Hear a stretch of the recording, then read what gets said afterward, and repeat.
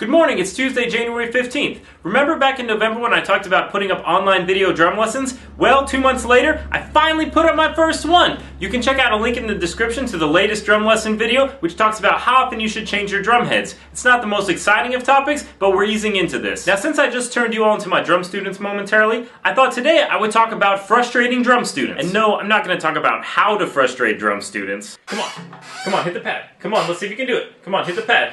Hit the pad. Come on, do the paradiddle. Come on.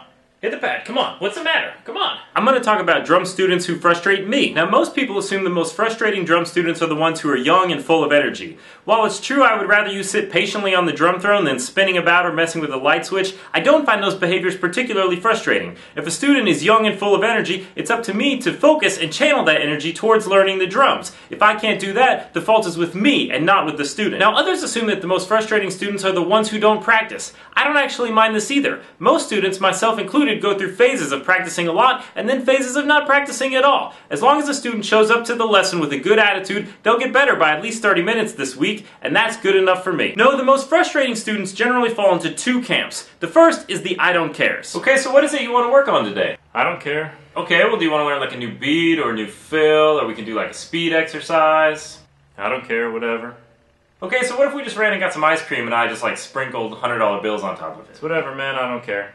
Ah, what am I supposed to do with this? If you don't care that much, why are you paying me money every month? And it's fine if the student has a day like this every once in a while. I get bored or depressed or distracted as much as the next guy. Some students, however, show up with this attitude week after week after week, and I just don't know what to do with it. Now, to be fair, a lot of these I don't care students know deep down that they don't want to be in lessons anymore, but for whatever reason they can't or don't quit just yet. The second type of frustrating student is the know-it-all. Okay, let's take a look here at exercise 1. Yeah, I already know all that.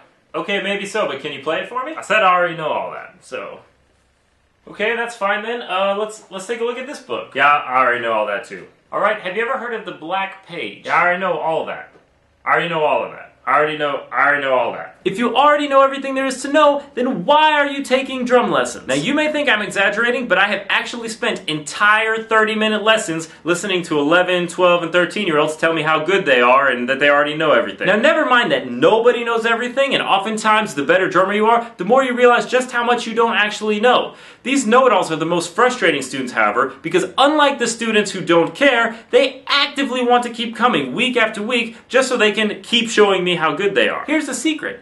I don't care, especially if you never actually play anything for me. Sorry. Okay, now onto this week's things of note, except that we have no shows this week, so I'll just use this opportunity to try out my new end screen. It's even end screenier than the one last week.